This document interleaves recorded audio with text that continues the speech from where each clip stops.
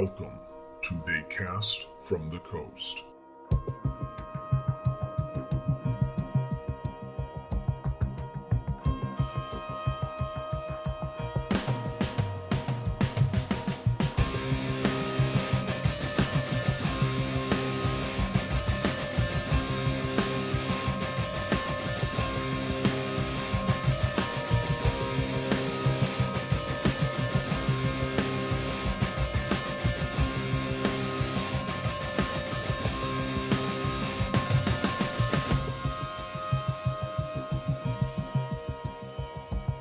Welcome everybody to They Cast from the Coast, the very first episode of our podcast, which will be very horror-centric for the most part. What we're going to be doing is we're going to be talking a lot about horror movies. We're going to be talking with a little bit of, some action and sci-fi, anything that kind of gets the inner geek going. We're going to be giving it a little bit of an East Coast flair, though. Just mainly because the fact that the majority of us who are going to be on this podcast at any given time are strategically located, so to speak, on the east coast of Canada. Good old Nova Scotia. There's a couple people that want to come onto the show that are going to be from like New Brunswick, stuff like that. So just wanted to kind of welcome everybody to the podcast and allow me to introduce everybody that we have available here. My name is Adam Miles. Starting up with this podcast here, I've done a couple of movies as well, some short films, worked on a couple of fan films, and do photography on the side. Major horror fan. And with me to my virtual left, I'm going to introduce first a proprietor and artist of a company here on the East Coast by the name of Misunderstood Art Company, who does a couple of really, really awesome, artistic things with zombie pinup girls under the banner of Dead Girl Superstar. And this is Tim Johnson. Tim, say hi. Hello. Excellent. Tell us a little bit about yourself, Tim. Well, you pretty much summed it up in that very wonderful intro you gave me, so thank you, Adam. Pretty much, I like you said, I do the art thing. I also make short films and fan films. I'm on YouTube. I got a geek show that I do all the time with my friend Chris. That's me. That's Geek Speak is what you're talking about, right? Geek Speak, yes. Cross promotion time. If if anybody's out on YouTube and they want to see something like this, go on to YouTube, look up Geeks Speak. Tim also has a lot of videos on there I find really interesting. I watch them all the time. The drawing videos where you have a really wicked piece of art and you kind of took it from point A to point Z or Z. What are we saying? We're Canadian, so take it from beginning to finish, and you record the whole thing, and it's phenomenal. One of my favorites that you've done recently. I love the one that you did of 11 from Stranger Things. Thank you. That was absolutely phenomenal. I had to do it. That show was amazing. I felt compelled to draw at least one character from that show. Absolutely. Moving on down the line here, our third compadre for the night, somebody else who I have a very personal relationship. My brother, David Miles, a few years older than me, and is kind of responsible for my descent into darkness, so to speak. Him being responsible for the tainting of my brain, so to speak, when it comes to horror movies and my love for all things horror. David, you are there. Speak up. Hey, guys. Hey, yeah, I'm here, guys. Good to be here. And Adam, I do take full blame. No problem. That's proud to have introduced you to all the horror movies when you were younger and start your education early. So it's fun times. And this podcast, it's going to be fantastic. We've got a lot of cool stuff lined up. We got three cool guys here that are going to be kind of hitting it back and forth, talking about local news, local horror news, local genre news, latest movies we've seen. We're actually going to have a weekly theme as far as different topics. I'll get into that a little bit more as the podcast goes on. But tonight is basically just going to be an introduction, kind of introducing us, who we are, of course, why we're doing the podcast, and and just kind of hitting it back and forth, and just talking about East Coast horror in general, and hopefully talk about maybe some of the upcoming guests that we're planning. And yeah, absolutely glad to be here, and looking forward to it. Excellent.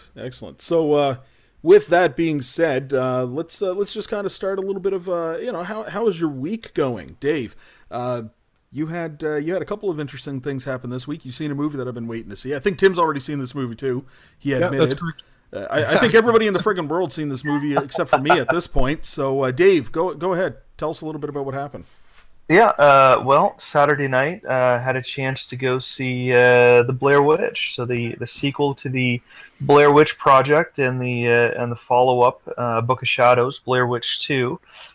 Interestingly, some of the stuff that I've read online before seeing the movie, apparently they ignored the events of the second movie. Now, watching this new movie, it really didn't. You couldn't tell, I guess, that they ignored the events. But I guess just some of the information that was floating around online. Anyway, the movie itself, I thought it was very well done. I thought it was very well written. Simon Barrett was the writer, and of course directed by Adam Weingard. Very well written, very well directed. Unfortunately, I guess the only complaint that I have is it left me wanting more. So it certainly expanded on the Blair Witch mythos.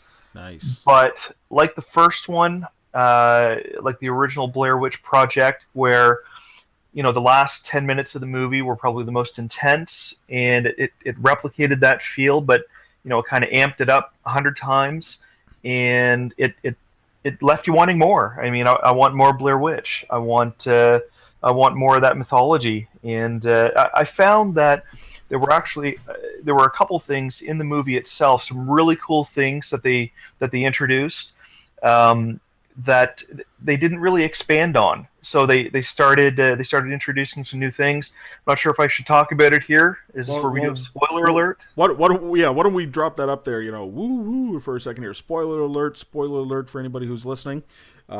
Tim, you can feel free to jump in on this too, because like I said, you said that you've seen the movie too, and I'm just going to kind of sit back here because I got a couple of questions. So if we're getting into spoilers, I got some things that have come up over the last couple weeks since the movie's been released that I'd kind of like to know a little bit of the answers to. Nothing bothers me. This is the first thing that I'll tell people. Nothing bothers me about spoilers because if I'm going to go see the movie, I want to see the movie regardless. Telling me about something about the movie, telling me something about the movie is not necessarily going to stop me from watching the movie. I'd rather actually kind of see maybe how that plays out or partakes, or it takes place. So, woo, spoiler alert. Here we go. Sirens going. Dave, tell us a little bit about what you're talking about. Tim, feel free to jump in. Okay. Absolutely. So, I guess the first thing that I thought was interesting in the movie. Early on in the movie, one of the main characters, they're crossing a stream, and one of the main characters, she ends up cutting the bottom of her foot on rocks, crossing the river, crossing this shallow stream, and so they play it up a little bit throughout the movie. The foot's getting sore. It looks like it's getting infected, but at one point, it's almost like there's something alive and moving in the bottom of her foot. Nice. And she keeps having almost like sharp pains, and it's almost like there's something going on. And when I see the movement in the foot, I'm thinking, they're going to introduce something. Maybe she's turning. Maybe she's, something in the woods has possessed her. Maybe, the first thing that crossed my mind was maybe she's going to start turning into something, or maybe something's going to start coming out of that foot. And later on, we see another instance where, and it's because of the way the movie's shot with the, certainly the shot on handy cam or the shaky cam footage, it's hard to make out some of the stuff, but it looks like she gets cut again on her leg, and she pulls something out of her leg, something that's alive. Well, I think we've seen that in the trailer, didn't we? We've seen something about that in the trailer. It looks like a vine or something like that. Is that scene that I'm thinking of? Yeah, so I mean, it's some great lead-ups. It looks like they're trying to explore, some new part of, perhaps the Blair Witch mythology. But essentially, from there on, that's all we see. So nothing's really fully explored. So I liked where they were going, but they dropped it. Oh, okay. Yeah, I totally agree. Like it looked like, it started off as some kind of muscle spasm in the bottom of her foot, and like David said, when I saw it, I thought, oh, cool, she's going to get possessed. It might be like, she might turn into a monster or one of the Blair Witch's minions or whatever, and she just ended up kind of turning into another victim, and nothing happened to it whatsoever. Exactly. Yep. Yeah. Okay. Well, that's kind of interesting. One of the things that I've read here over the last little bit, Adam Wingard and Simon Barrett have come out in a couple of interviews saying that there's going to be a lot more in the DVD and Blu-ray commentary when they actually release it that are going to explain a few things that some people have some questions about. One thing in particular is they have admitted, and there's proof of this on Twitter. You can look at their Twitter feeds. Apparently, the long, gangly, witch-like character that they introduce in the movie is not actually the Blair Witch. Mm-hmm. Yeah, It I read is something that. else entirely. So one of the big theories that's come out of that is that's Heather. That's Heather. The girl from the first one, right? Or his yeah. That's Heather. That's the guy's older sister.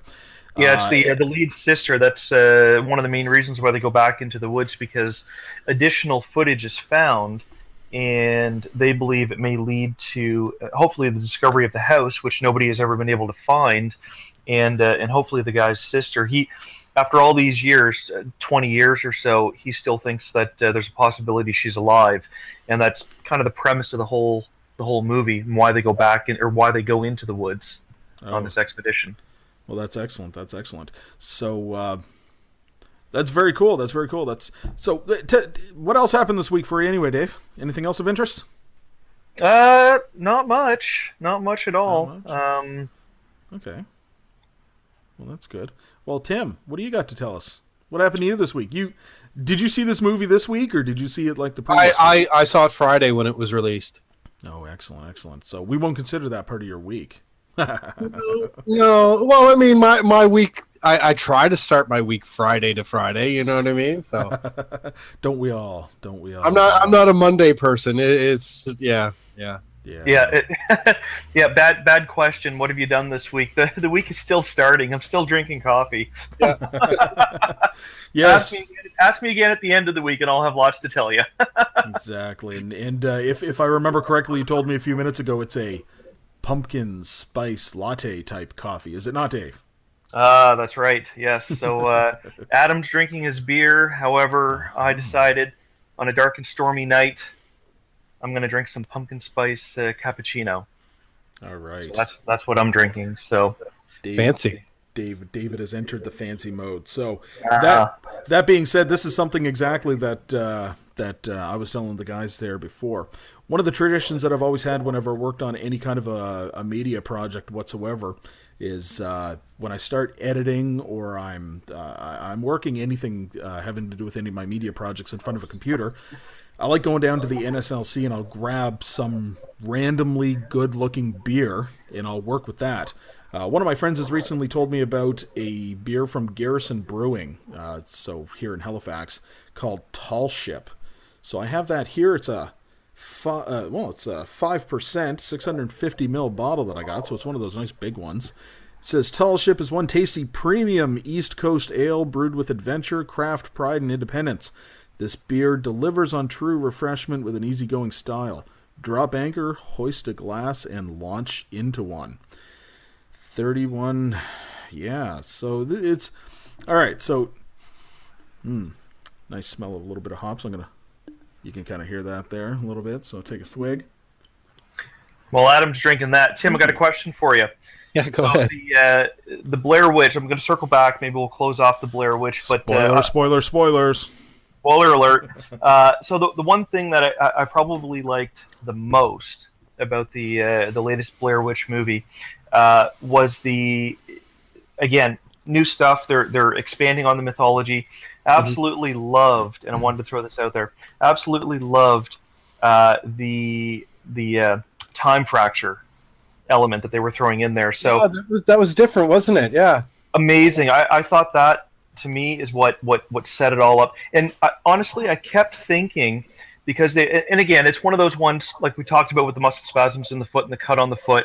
Mm-hmm. They ended up dropping it, and it's a shame, because I was half expecting, with this whole time jump and time lapse element they included, I was expecting them literally to run into the guy's sister, Heather Donahue, from the original Blair Witch. I was expecting them to go into the house at the end, because they had this big time thing led up to the end, and I thought they were going to see the sister. Unfortunately, they didn't expand on it anymore. But maybe we'll get another Blair Witch movie. But I thought that was an excellent expansion on the mythology. These guys were stuck in that time loop. Yeah, no, I thought that was really cool. It was one of the better elements that they did introduce. See, when I went to go see it and I got out of the theater, I hated it. Mm-hmm. Because it was like everything that I loved about the first one, but shot with better cameras, and it felt like you got to feel like you were in the woods longer, even though it's the same length movie. I don't know.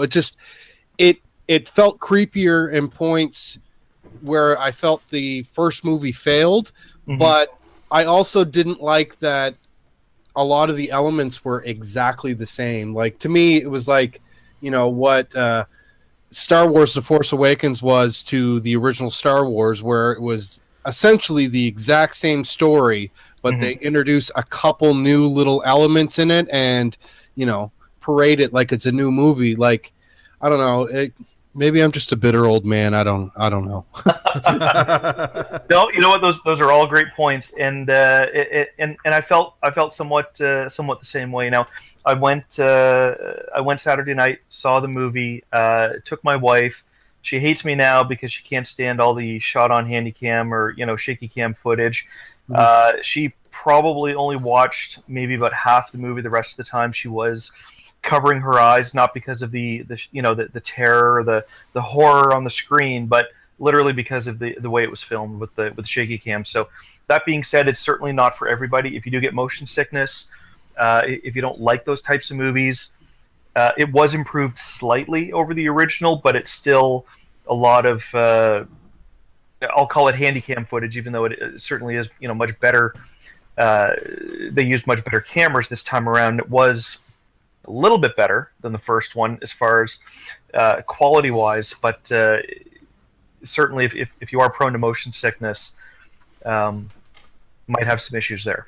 What did you feel about them showing you guys say it's Heather, I didn't know that, but the monster at the end?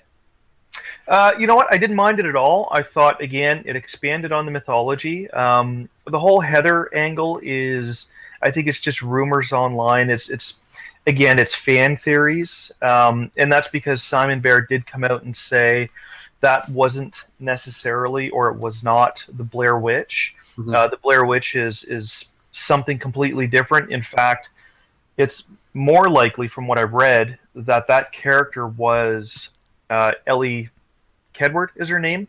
Yeah. The one that we assume is the Blair Witch, but the Blair Witch is potentially a completely separate entity on her own, and this was actually Ellie Kedward, who was hung up in the forest with rocks hung on her limbs, which stretched her limbs, and she was left to die of exposure in the woods, and that would explain the gaunt, stretched limb-looking person or figure or whatever it was that we saw quickly in glimpses. Well, the thing that I thought was cool when you did get to, see her as a glimpse, mm-hmm. her appearance reminded me of the stick figures they keep leaving in the trees, which Absolutely. I thought was an awesome little connection. You know what I mean? Absolutely. I thought the same thing. That's the first thing that crossed my mind was, oh yeah, the stick figures. Got it. Yeah, no, exactly. I think it was solid writing all around, and I think Adam Weingart did a fantastic job with the direction. I mean, I think they knocked it out of the park as far as creating, a worthy follow-up to the Blair Witch. It's a shame that, after the first weekend, the internet sites, really they're starting to shit on it. Whether it's justified or not, some people are saying, do we really need another Blair Witch movie? Whereas, I don't know. I mean, to me, the hype was really, really good leading up to it. So I'm not sure what happened. I'm not sure if people walked away saying it's just more shaky cam footage, I've seen enough already, or because I thought the story was well done.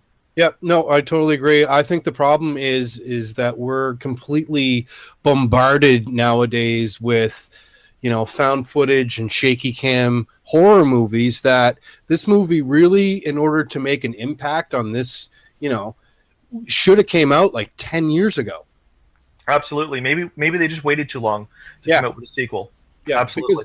Because I mean, with Paranormal Activity amongst the other, franchises, it's kind of like, okay, yeah, Blair Witch Project was like the first real big, found footage movie. But I mean, it's like you can watch any horror movie now, and that's all they are now. No, it's terrible. Yeah, exactly. So, little bit of background with me this week when it comes to the Blair Witch myself. I didn't get to see the movie like you guys did, but I'll tell you, one of the big things that happened with me this week is I got a nice little stack of books come my way. Some the wife had actually picked up for me, love her dearly, and one of them I actually found at a local second-hand store. I got my hands on a copy of a book called The Blair Witch Project, a dossier. No way. Yes. I had a copy of that. I had a copy of that years ago. I bought it when the movie first came out, and it's in a box somewhere in my garage. I know exactly the one you're talking about. It's awesome. Yes, it is a good book. I've already been reading through it. It's kind of brought me back a little bit to back when we had watched the original, because I remember back watching the original. I don't know if you remember this or not, Dave, but our parents had taken us to the Bayers Lake Empire Theaters. It was actually still fairly new at the time in this age, and they didn't want to see the movie. They went and seen Deep Blue Sea, I do believe it was, that was playing at the same time. So they went across the hall to Deep Blue Sea, and me and David went and seen the Blair Witch Project. And I remember coming out of that going like mind blown, like this is what you can do instead of buying a car. You know what I mean? Instead of buying a vehicle to get you around, you can take that money and dump it into this, and you can blow people's minds. And that's I remember that, and this book is bringing me back to this. It's pretty cool. So if I remember correctly, the dossier, it's actually, so again, think back to, when did it come out? 94, 95, something like that? The movie came out in 99, but all the footage it was taken in 94. Right, that's what it was, right. They disappeared in 94, but the movie itself came out in 99. So that dossier is a collection of evidence. Yes. Again, thinking back, putting your getting yourself in the mind frame, in the mindset that what happened to these guys is real. It actually happened. This dossier is a collection of evidence. So where they found the footage, the cameras that they found, the background information on the filmmakers, and I remember reading that book. I remember I had a copy of that book. I bought a copy of that when the movie first came out, and it was awesome. I kept reading it over and over again, looking at all this stuff. I'm like, it's amazing what these guys created. They created their own world, and they suckered everyone in, and everyone believed it. And then when people found out, they got pissed. They're like, what do you mean that's not real?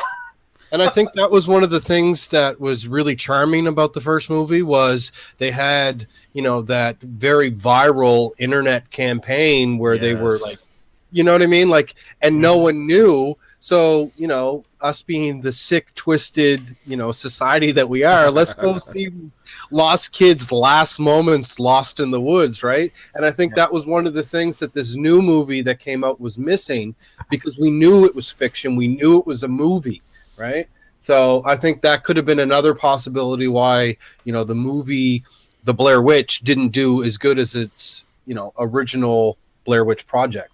Right, exactly. Yeah. No, I totally agree. It was just kind of funny because this movie, Eduardo Sanchez and the other gentleman, his name's eluding me, unfortunately. But the two guys mainly who put this together, I mean, not only did they create basically the original found footage, actual found footage movie. I mean, we can attest found footage movies all the way back to, like, you know, Cannibal Holocaust and stuff, but the whole movie wasn't based around the footage. It was based around obtaining the footage and then viewing it. Whereas the Blair Witch Project was basically an edited together movie containing nothing but footage. And not only did they kind of do that, but they created really what was considered to be the first major viral, like you said, viral marketing campaign for movies. Yep. Especially horror movies like this. And I mean, nowadays viral marketing campaigns are a dime a dozen, so it's just another thing. But yeah, they were kind of at the forefront of all that. It was very interesting at the time. Yeah, No, for sure. It was definitely the marketing campaign that set things off. I mean, I think it was they had the website launched like a year before the movie even came out. Like, they just started planting all this stuff so that when people started hearing about it, they'd look at it. You know, they'd search for it on the internet, which was still, you know, fairly new at the time, late '90s, right? And you know, guys still using dial-up internet and stuff, and going to these weird websites.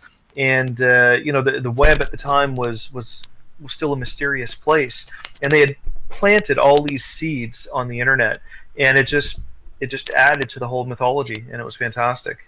absolutely. All right, let's move on a little bit here, though, gentlemen. Let's what do we got for news that's happened this week? What have you guys heard of interest that's happened this week? I mean, I'll start off with the very unfortunate news. I think everybody is probably well aware of this by now, but Herschel Gordon Lewis has passed. No, that sucks, eh? It's terrible. 87 years old. I mean, you got The Wizard of Gore, Blood Feast, 2000 Maniacs, amongst others. I mean, how many movies did he have? The man was just... The Gruesome Twosome, Scum of the Earth. Yeah. Wizard of Gore. There's so many. Yeah. Oh, man, yeah. Well, And I he mean, was a pioneer. he was a sure. pioneer, but I mean, he was making movies up until just a few years ago. I mean, he made, was it Blood Feast 2? Like less than 10 years ago. So the guy was almost 80 years old. And he made, you know, a follow-up to one of his original movies. Yeah, apparently he was guest starring in a new movie that I think is either still being shot or is just recently wrapped production. And I can't remember what the name was, but I remember reading one of those articles that announced his passing that, you know, he was at a show doing signings, you know, up until just recently. Unfortunately, he didn't look that well at the show, but, you know, the guy was still out there. He was still greeting the public. He was still... You know, he was still doing what he loved most. So, Yeah. you know, hats off to the guy. It's a sad day. Absolutely.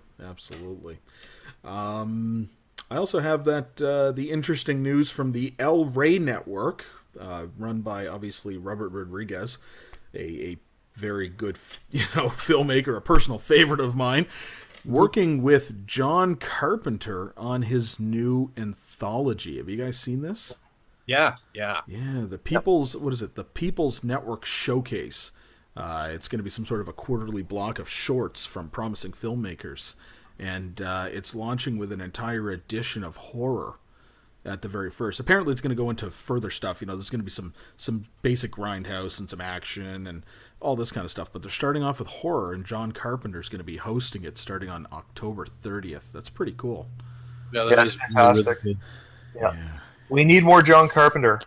Oh, that we do. We're just barely getting enough John Carpenter with all of the release of music that he's doing. I love his synth music. It's just wonderful. It's fantastic. Lost Themes 2, love it. Fantastic. Yeah. Oh, He's still touring right now. I guess at the end of October, he's doing a big tour of the UK. Several dates over there. So that's awesome. You know, seeing him go out. Aside from being known as a fantastic filmmaker, getting you know, all the credit for all of the scores that he's done over the years, and the new albums that he's put out over the past couple of years.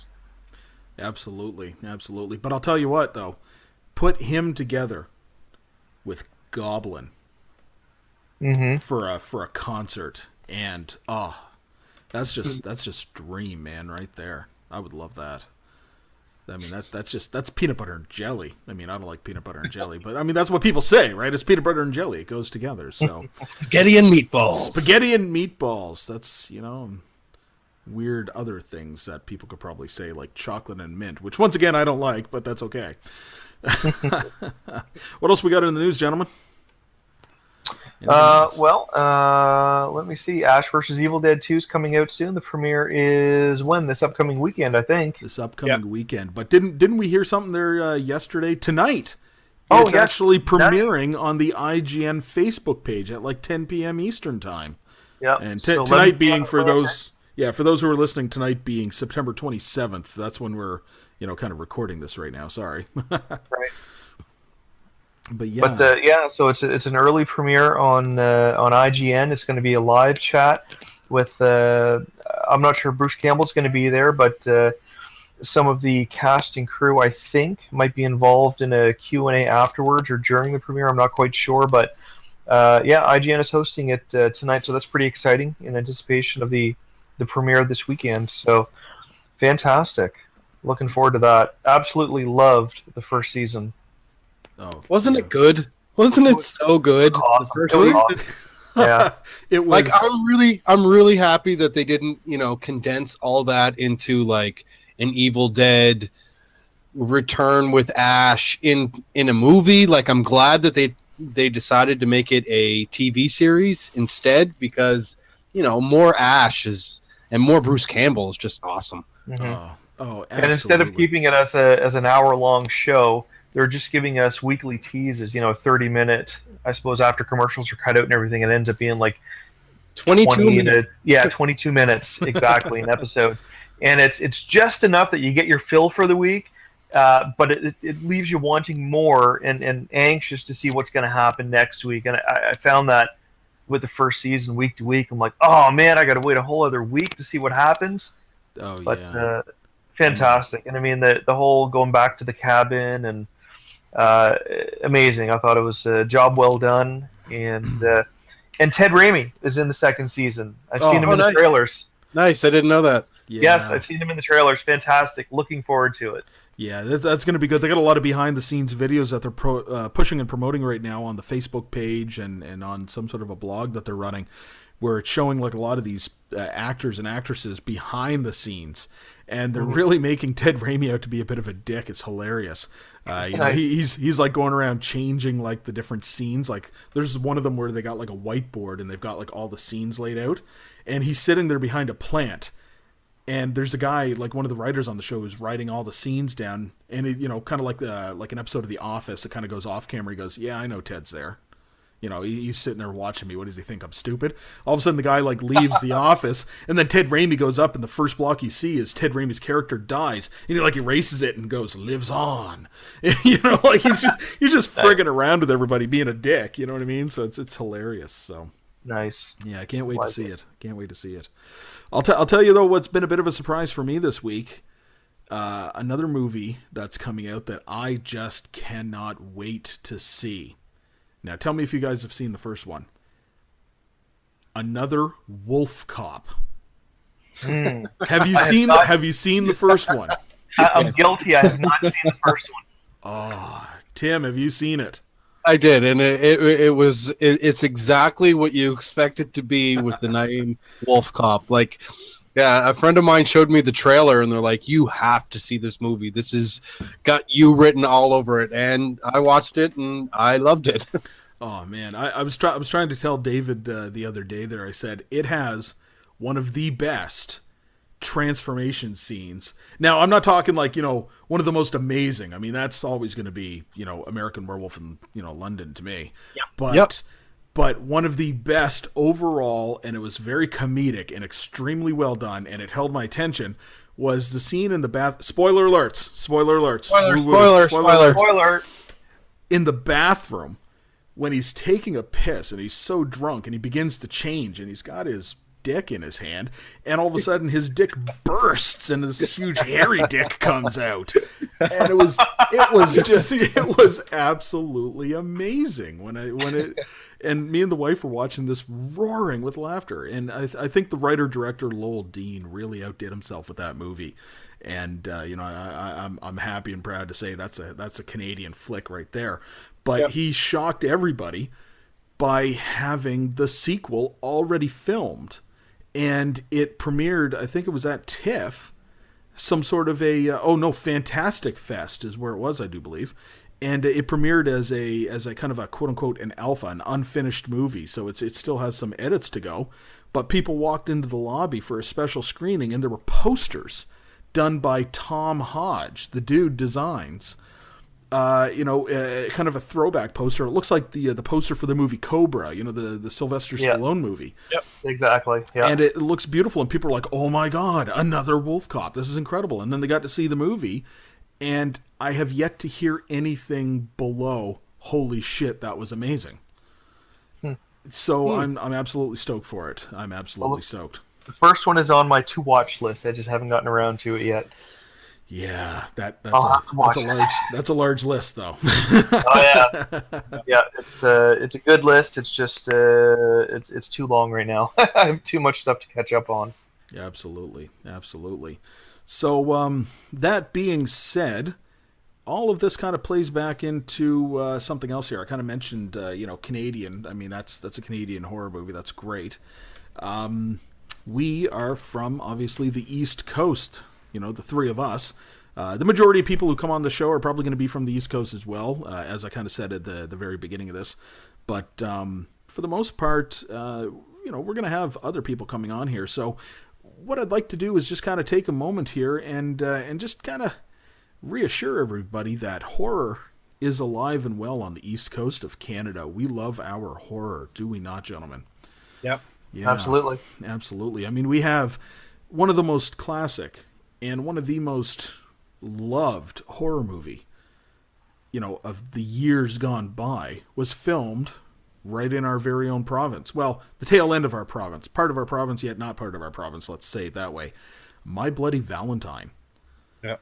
Ah, what a movie. We got My Bloody Valentine that's been filmed here, which that movie has high regard everywhere in the world. Chris Alexander, who was the editor-in-chief of Fango and Rue Morgue, that we all know, was involved in some sort of like a special screening of the movie over in, I think it was like Germany.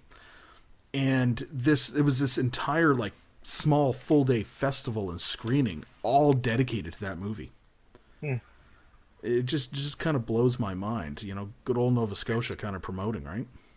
No, that's awesome. Definitely one of my favorite movies, especially one of my favorite slasher movies. I mean, as far as I'm concerned, it ranks up there with, Halloween, Friday the 13th, My Bloody Valentine. It's, it's probably, I would say top 3, no problem.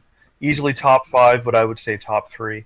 Proud to have it, shot basically in our backyard in Cape Breton, Nova Scotia. And you know what? I was in Cape Breton a few years back, and we were taking the ferry over to Newfoundland, and I realized, oh yeah, it was filmed in Sydney Mines. And Sydney Mines, from North Sydney, Nova Scotia, Sydney Mines is like not even 10 minutes up the road from where the ferry is. So I get the idea in my mind, I'm going to go check out and see if I can try to locate any filming locations for My Bloody Valentine. So we drove up to Sydney Mines, kind of drove around.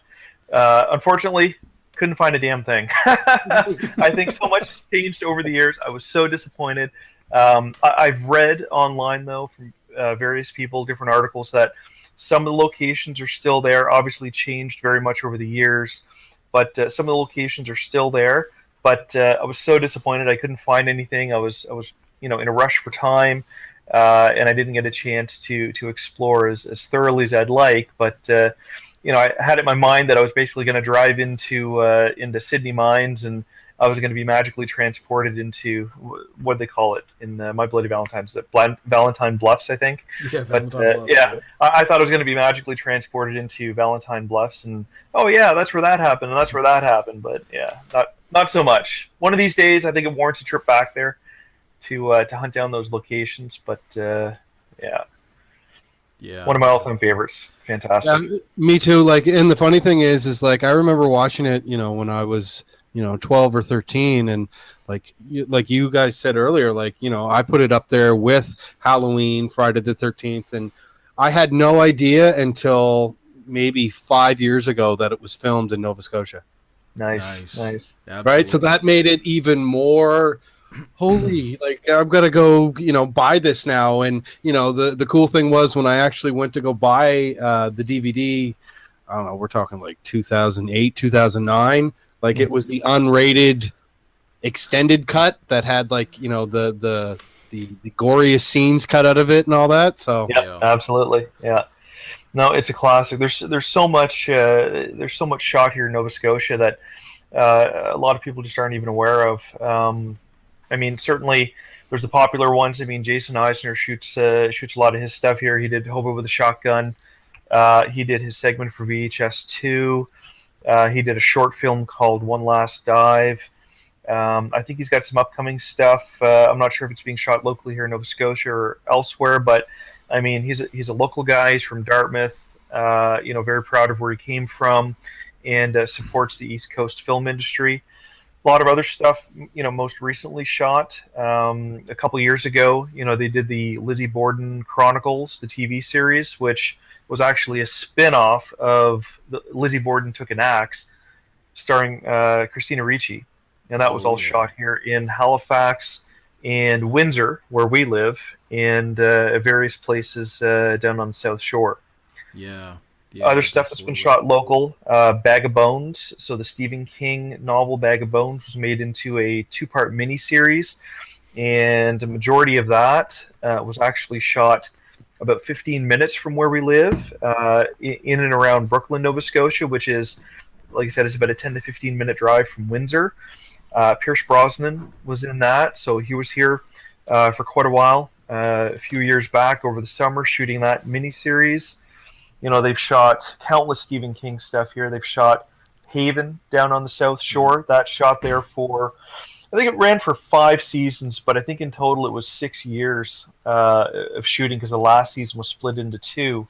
Yeah. So I think it was like 6 years worth of filming down on the South Shore in Lunenburg. And then, of course, And when it comes to Stephen King, they what did they do that one? Big Driver. Absolutely, yeah, I forgot about that one. Big Driver. That was shot in and around Halifax, the South Shore. Absolutely, yeah. And then Dolores Claiborne, they shot that here. Yep, that was shot in Wolfville. A lot of that was shot in Wolfville and on the South Shore. Yeah. And of course, most recently, it's filming as we speak. We've got the Spike TV television adaptation of Stephen King's The Mist is shooting in Windsor as we speak. It's also shooting in and around Halifax Regional Municipality. They've actually got the Bedford Place Mall converted into, I guess, what looks like the mall from, or it's going to be the mall in the story where likely people are going to be trapped. If you remember the movie, they were trapped in the grocery store. So it looks like they're expanding it a little bit. The name of the town, they had police cars done up with the name of the town on the side, Bridgeville Police Department. So Bridgeville looks like it's the name of the town in this upcoming TV series. So all kinds of really cool stuff going on locally here on the East Coast, and especially looking forward to The Mist. I think that's going to be fantastic. Yeah, they tended to pull in a couple of really decent names, in my opinion. So what they're doing with The Mist is something that they do with a lot of these small run TV series, or even some of the larger ones for that matter. They don't necessarily have one director; they have multiple directors. And 2 of the names that have actually come up are, first one is Adam Bernstein. Adam Bernstein actually worked on Breaking Bad and Californication. So nice. He's done some pretty good shows. And the other name that's actually come up is T.J. Scott, who, you'll like this one. He's worked on Orphan Black and Gotham. Love Orphan Black. Amazing show.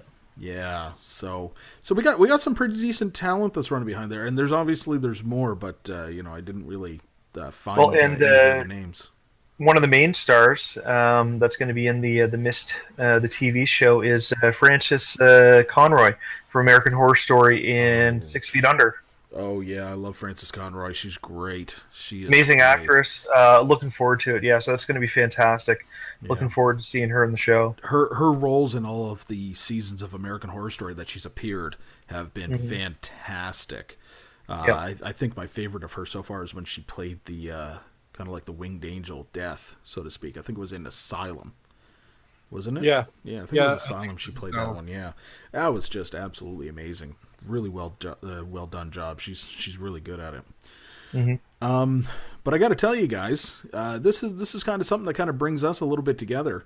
One of my favorite things about the East Coast and horror absolutely has to be something that I'm going to put it on the table. We're gonna try to get him on the show here at one point. Would be Summer Fear, the event up in Tatamagouche. The owner operator, the creator of said event, Mr. Richard Duggan. I'm gonna get him on the show here soon. I'd like to plug him as much as possible, or plug the event as much as possible. And, yeah, we got to get Richard on the show, definitely. Yeah, absolutely. Richard's a great guy. Hopefully we got Summer Fear coming up this year. Unfortunately, 2016 was not a year for Summer Fear. Just Richard told me that basically what it came down to was, why bother rushing and scrounging trying to get somebody this year when he can take an extra year and come back bigger and better than ever, and hopefully have somebody really that'll draw the crowds. Well, one of the things that a lot of people don't understand is that Richard has no real sponsorship or support for his event. Basically, he pockets everything. Like, everything comes straight out of his pocket. And he started that in 2012, I think, was the first year that he started that.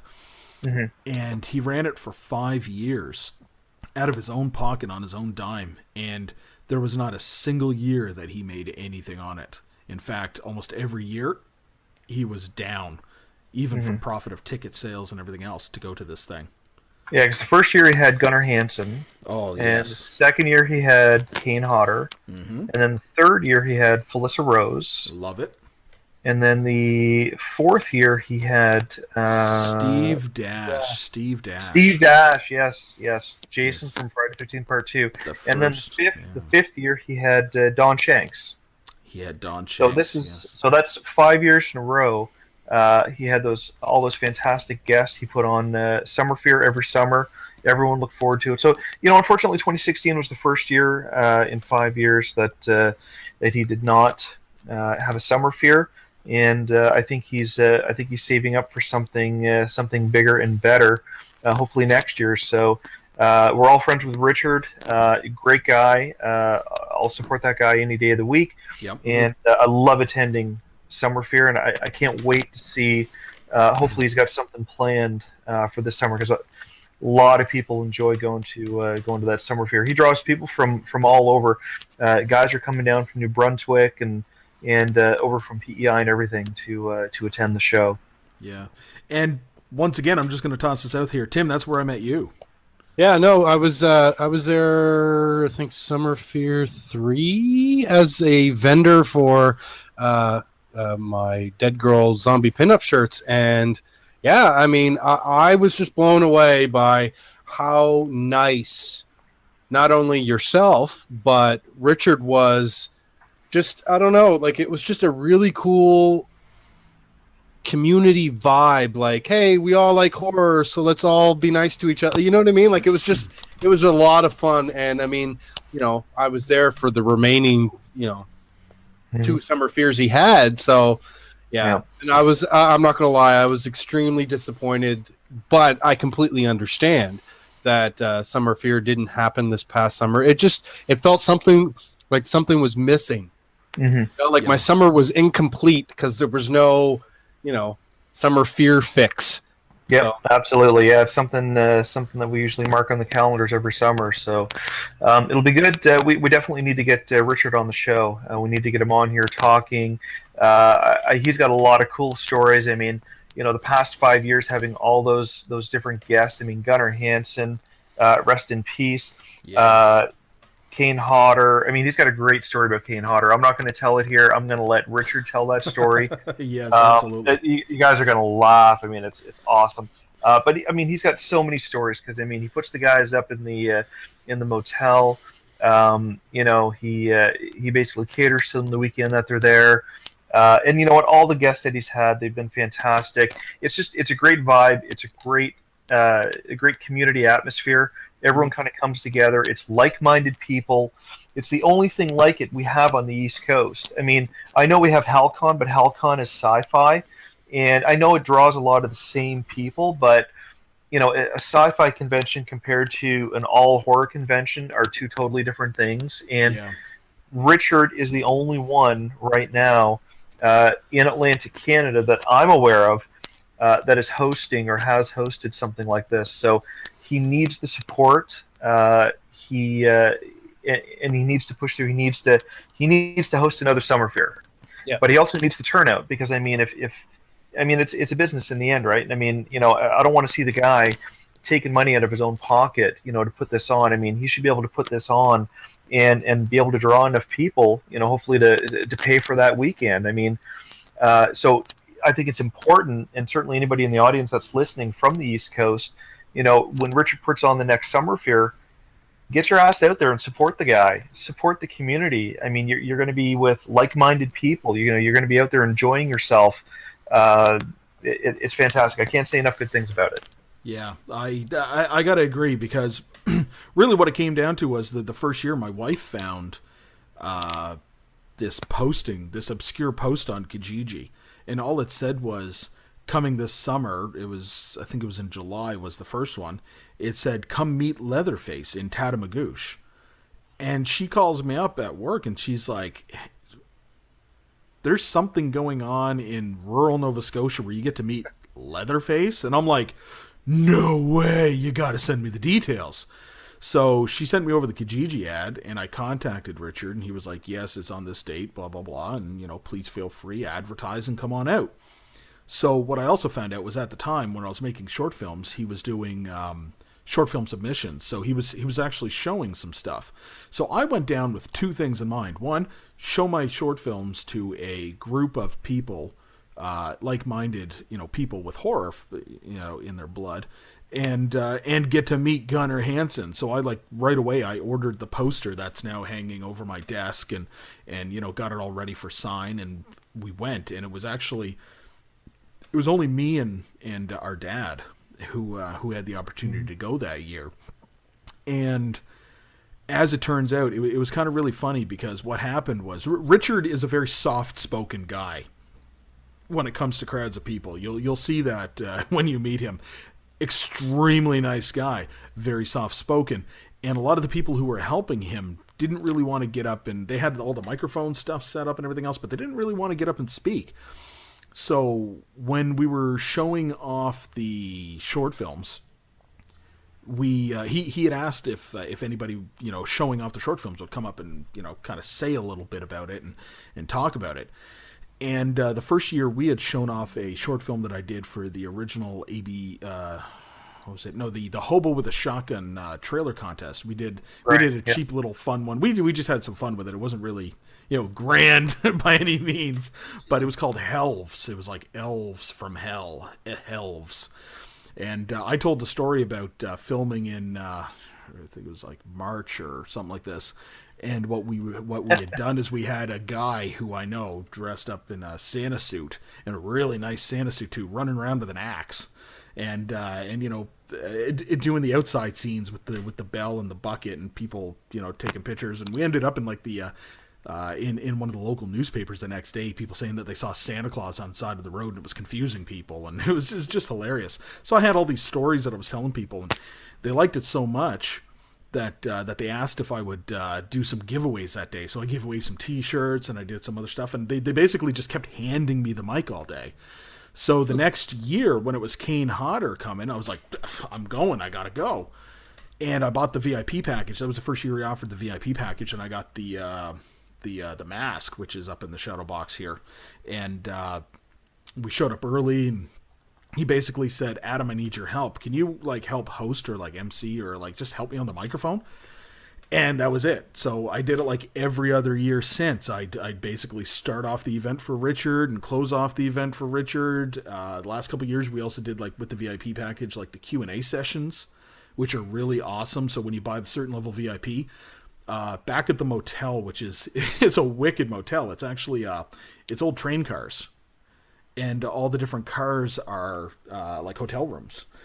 And one of the cars specifically is kind of like an old dining car. And we all go in there, and it's a little private area, and we have a QA session for anybody with the VIP package, that level VIP package. And they get to ask the guest whatever they want to. And, being civil, obviously. I don't want, really odd questions. But it was it's a blast. So I'm thinking on a very high note, what I'd love to do is get Richard on one of the shows coming up, probably just after October, and Dave will explain that in a moment here, why I'd say just after October. But get promoting, talk to him, see if we're going to find out something, if something's going to happen this year, and we can start vouching for him. Maybe if we get enough traction with this podcast, we can push enough people his direction that way. But as well, it would be great if we did a lot of recording from down there. So maybe we can get some interview, some FaceTime with the actor or whoever he brings down, the special guest, and just in general enjoy ourselves and bring back something for anybody who doesn't have the opportunity to go, and kind of promote that ourselves as well. So yeah, I think that'll be pretty good. Yeah, I totally agree. That's a fantastic idea. Absolutely. Yeah. You raise a good point there too, Adam. One thing, regarding this podcast, we pride ourselves, obviously for being from Atlantic Canada, straight from the East Coast. There's a lot of East Coast film industry here. There's a lot going on.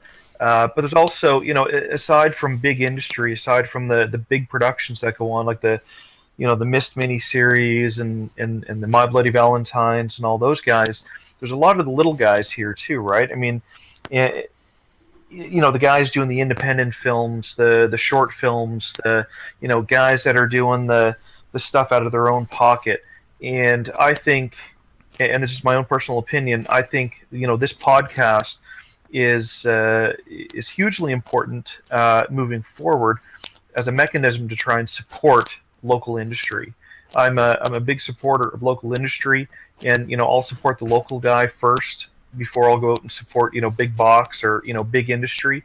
And there's a lot of guys with a lot of great ideas here on the East Coast, and I'll be the first guy to jump in and support those guys. And I think we can use this podcast to help support those guys. We'll get them on the show. We'll get them promoting. I mean, if we know a group of guys that are making a movie, out of their own pocket, and they're shooting it in their backyard, and they want to be the next, Spielberg or, somebody like that, let's get them on the show. Let's support them. Let's promote them. Let's use this as a mechanism, as a way to communicate. Absolutely, I agree 100%. That being said, one of the very first people that I'm going to try to get onto the show here is actually a guy that I'm friends with on Facebook. Friended him up on Facebook after I actually met him at, go figure, Summer Fear as well. Summer Fear there, over a year ago now. He was there with a production company. They were just promoting a movie that they've finished filming, but they've just been in post with it for a little while. The production company Night of Terror Films. And the gentleman's name is Mr. Tim Bell. So I was just talking to him there because he was kind of getting interested when I was talking about, getting ready for the podcast and we're going to record and stuff. And we're starting to push the website or the Facebook page. Don't really want to focus on a website. We're mainly just about the podcast itself. So we'll stick to like the social media kind of for the most part. Yeah, so I want to try to get him on as soon as we can as well. Get him talking about his involvements. He's got a couple of other people that he deals with regularly, like one of the guys who co-wrote and was working on it, Michael Tatlock. He's a blogger, movie reviewer, stuff like this too, from the East Coast as well. So we'll try to get some of these guys on here. I'd love to push and promote as much on the East Coast as we possibly can. Fantastic. Yeah, let's get them on the show. Their movie, every time they post a new trailer or an update, I'm always checking it out. I'm really looking forward to it. They've even had an article recently. I say recently, it's within the past 6 months, show up on Dread Central. So Dread Central did an article on them for their upcoming movie. What is it? Tales from the Campfire. Tales from the Campfire, that it is, yes. I'm looking forward to that. Can't wait to see it. I hope they have a local showing here in Halifax. I think they're from New Brunswick, I think. Moncton, I'm going to say, or thereabouts. But I'm hoping that they have a local showing here in Halifax. I'd love to go out and support them. Love to get the guys on the show. I think they're fantastic. love what they're doing, and I can't wait to see the product. Absolutely, absolutely. So, yeah, we'll push and we'll promote. Yeah, see, that's what it happens, right? We'll push and promote as much on the East Coast as we possibly can, but we're going to be pretty Canada centric too. We gotta speak about all of Canada at one point or another. You never know, we might get some fans from further, west as possible, and people who want to jump on the show. I'll tell you what I'd love to do. I'd love to get some filmmakers from various parts of Canada on the show, if at all possible, kind of pushing and promoting. So we'll see what we got, and we'll see how big we get, and we'll go from there. But that being said, I just want to kind of jump into a couple of other final things here. One of the big things that we're going to do going forward is we're going to kind of do a little bit of a spin on what we want to do to get ready for Halloween in October. This is the spooky month. This is the spooky season. Woo! Everybody loves it. Yeah. Ooh. October, it's like my Christmas. It is. It is. It absolutely is. When I walk into the local store and I see, Christmas stuff up already, I'm starting to feel like I just want to tear it down. It's Halloween. Let me have my Halloween first. This is my time of year. Speaking of walking into local stores recently, here we go. Yeah. I remember growing up and walking into like the Walmarts and of course, never had Walmarts when I was a kid, but you walk into like your local big box stores, and you see racks and racks of your Halloween movies and all this kind of stuff. Not so much anymore. So I've gone into the Walmarts and I've gone into the Best Buys and those places recently, and they've got like nothing on the shelf for Halloween movies. I'm always looking to increase my movie collection, my Blu-ray collection especially. I don't collect DVDs so much anymore. I've obviously moved over to Blu-rays like a lot of people for the high definition. And I'm looking for the Dawn of the Deads and the Day of the Deads and the stuff that you used to see on the shelf all the time, right? You'd almost be sick of seeing it. It'd just be on the shelf for so long. You'd have the Halloween section. You're not seeing any of that stuff anymore. It's almost like, Halloween doesn't exist anymore in a lot of these big box stores. But what I am seeing is Christmas, and it's not even October. Yeah. What is going on?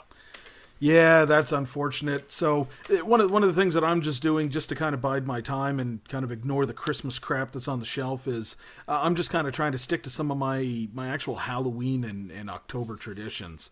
And it's basically just comes down to really two things, which there's going to be a third thing added here now, but two things: watch as many horror movies as I can. Yeah. Period, right? A lot of people try to do the 31 movies for 31 days.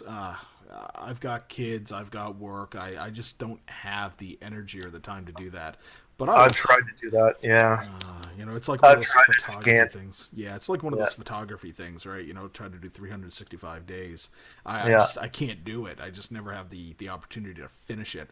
But I will put my best effort forward, and I'll watch as many as I can, that's for sure. Yeah, well, I'm making a commitment this year. I'm certainly not going to do the 31 Days of Halloween movie challenge. I can't dedicate the time to it as much as I'd like to.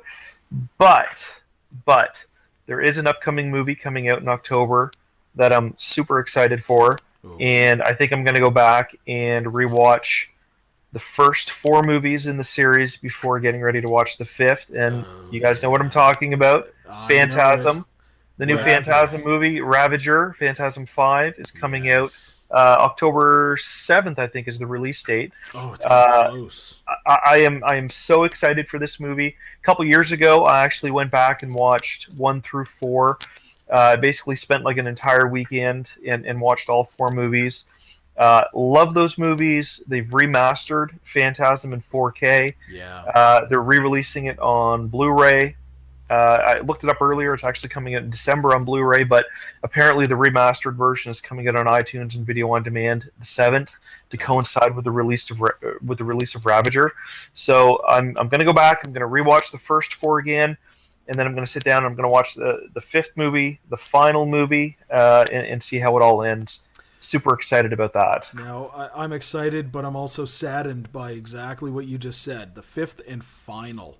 A couple of things about that. Angus Scrimm, R.I.P., buddy, rest in peace. Yep. Poor guy. He We've lost a lot of guys this year. Lost a lot of actors. 2016 is a shitty year when it comes to celebrity deaths. It's just it's ridiculous. But yeah, so that'll mean the Tall Man. They finished the movie. The Tall Man himself will be in one final flick, and I'm excited for it too. Don Coscarelli never ceases to, entertain. So. So it'll be good. Now this one isn't directed by Don Coscarelli though. It's I think he was one of the producers. He was an executive producer, but it wasn't directed by him. So I'm not saying it's certainly it's. I'm not saying it's not going to be as good. Certainly going in with an open mind, but it's he's a producer on this one. He's not. He didn't direct this one, unlike the other four. So. Well, that's fine. He obviously left it in the hands of somebody who, would obviously take care of it. You're not gonna give your baby to somebody who's just gonna drop it on its head, right? Yeah. So. And he was involved. I mean, he was involved in the production. He just didn't direct it this time around. So. Yeah, absolutely. But following that, as many horror movies as I can, I'm gonna check out some of the local haunts, some of the local haunted houses. Absolutely. Oh yeah, looking forward to that. They're always fun. Oh yeah, there's three main ones that I want to hit this year. There's the Bloodfields. That's the I think that's the one that everybody wants to try to hit. So that's the one out in Truro, the River Breeze. Yeah, River Breeze Corn Maze and the Bloodfields. That one's pretty good. I haven't done it in about 2 years now.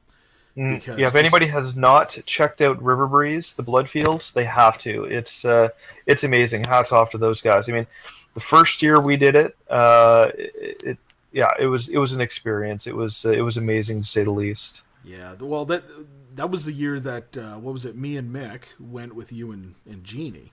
Yeah, and that was the year Mick was my wife Mick. She was with us, and she was up front with me. And there was a teenage girl who had pissed her pants. And literally, she had pissed her pants, and she was running backwards, and she ran into Mick. And when the woman kind of jumped back, she's like, "Oh my God, I'm so sorry!" And she was screaming her head off. We just looked, and she was just absolutely pissed all over herself. It was hilarious, and it was funny. But Bloodfields is great. The two other ones that I'm going to hit are going to be the Atlantic Playland Park Carnival of Terror. Yeah, did they change that around? They weren't even, to my knowledge, they weren't even open last year. Okay. It was 2 years ago when me and Mick had gone to see them. We kind of came back from a dark and stormy night. It was wonderful that way. From Terror at Exit 10 up on the 102, just down from River Breeze Corn Maze. And we decided to hit this one because it was only like $10 a person to get in. And we thoroughly enjoyed it, but the problem that I found was, and I was talking to the people running Atlantic Playland Park, I said, nobody knows that this is going on. So, like, if you're not making any money, there's no promotion. Like, the website had not a lot of information. The Facebook site barely had any information. I said, you really need to do some promoting with this. Mm-hmm. This year, I'm seeing posters up all the way down in the way down in the valley, like down as far as, like Wolfville and Kentville and New Minas. So, good, 45, well, more than that, like about an hour drive away, they've been putting up posters. So hopefully. Yeah, and I did a quick search the other night online, just Nova Scotia haunts, and they're popping up in those search results also. So they've definitely, they've done some marketing. They've definitely improved the communication, which is good because, a couple of years ago when I went, I know I spoke to the owner briefly, and they were all gung ho for it. I think it was the first year that they had done it, and I thought it was very well done. Not as big as some of the other haunts around, but definitely had a lot of ambition.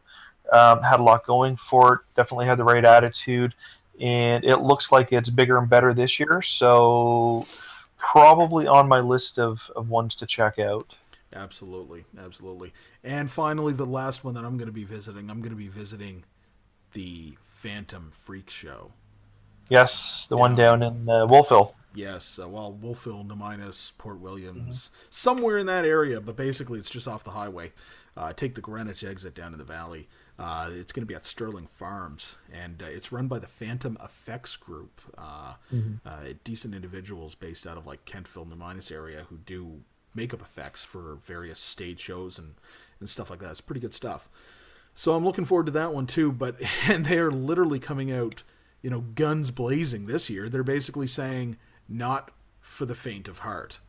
It is an all-out gore fest. They're basically saying if you think that you are going to have problems with seeing something scary, you're not going to want to come.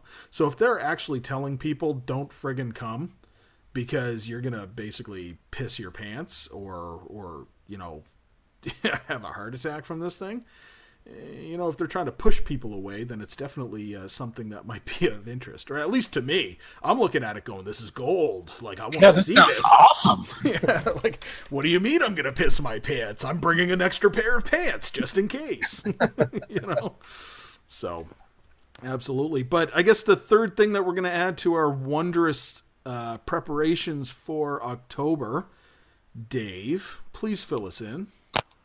Yes, indeed. So the whole concept, I shouldn't say the whole concept, but one of the main driving forces behind getting this podcast up and running, we wanted to do something a little bit different. So the genesis, essentially, behind this podcast was, I download a lot of podcasts, I listen to a lot of podcasts, especially ones that are horror specific. I like chats about horror movies and certainly the genre in general. But the one thing I kept noticing over and over again was, the guys are just rehashing the same stuff over and over again. It's like listening to a DVD commentary, on my favorite movies. Not saying that's necessarily a bad thing. It just gets it gets repetitive. So I wanted to start a podcast, but I wanted to do it a little bit different. And one of the things that I thought of that we're going to try to incorporate the best we can. One thing I haven't seen too much of is throwing in a comparison. So we'll talk about movies. We're going to talk about episode number 2. We're planning to talk about the Amityville Horror. But the angle there is the Amityville Horror has been talked to death, but we're also going to bring in the novelization as a topic. So a lot of these movies that we're going to talk about for the month of October will have some sort of novel tie-in, whether it was originally a novel and then it got turned into a movie, or perhaps it was a movie originally and then a novel was spun off of it. We're going to start with that. So thoughts, comments? Well, I guess everybody's just going to have to tune into the various episodes to see where we're going to go from there. So next week the next podcast being the Amityville Horror, and we'll follow up from the Amityville Horror and announce what the one following that will be. So kind of keep it fresh that way. Exactly. Tune in week to week, so you'll be able to see or hear what the next topic is going to be. Absolutely. All right. Well, I like that. I'd just like to kind of say we'll kind of wrap this up here because we're going basically a little long, I guess, but try to keep the podcast to a certain level and a certain size. I just want to say to everybody out there, look us up on Facebook, They Cast from the Coast. We're available on iTunes as well. So by the time that you're hearing this, probably on YouTube, we'll be putting these up on a YouTube channel as well. All this will be mainly dictated from the Facebook site. But They Cast from the Coast on iTunes, once again on Facebook as well. We welcome a lot of feedback. You can message us on the Facebook page, talk to us about things. We're looking for positivity here, people. We're trying to promote something from the East Coast, Canadian. Let's get a little Canadian eccentric, eh? And see who we can reach, who we can touch, and who enjoys. And we'll have, like I said, lots of guests, and hopefully we expand from there. And we'll be able to provide a lot of entertainment, weekly source of entertainment for everybody. And certainly, if any listeners are interested in becoming a guest on the show, if you have something to add, a topic that you want to talk about, let us know. Get in contact with us on our Facebook page. Maybe comment, throw us a note, send us a message through Facebook, and we'll get back to you. We want to hear from the audience. We want to hear from fans. We want to hear your ideas. Yeah, absolutely. We'll go from there, and we want this podcast to grow, and go from there. Absolutely. So one last final thing that I'm going to talk about here is a little bit of the fact that we are once again big on promoting East Coast. I'm just going to keep saying it. Dave, we have our first official sponsor, by the way.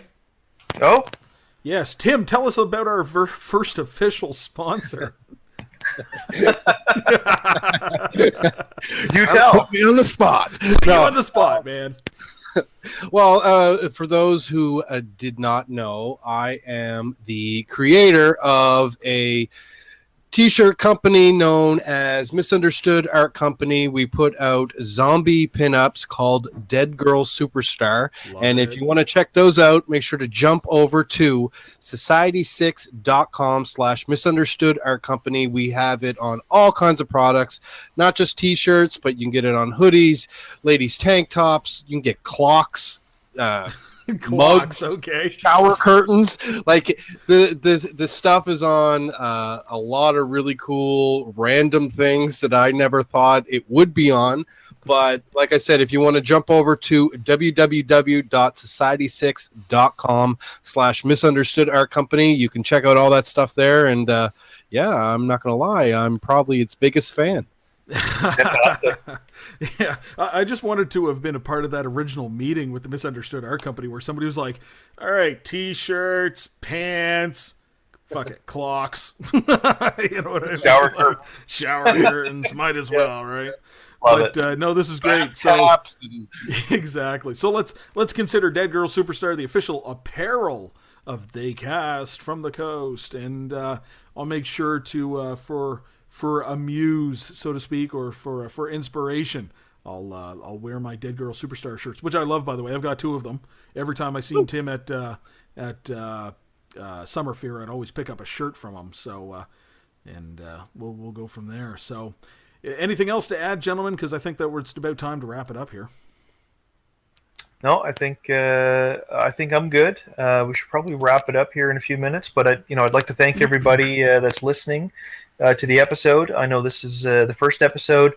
We probably rambled a little bit tonight. Of course, you can probably tell from the level of excitement.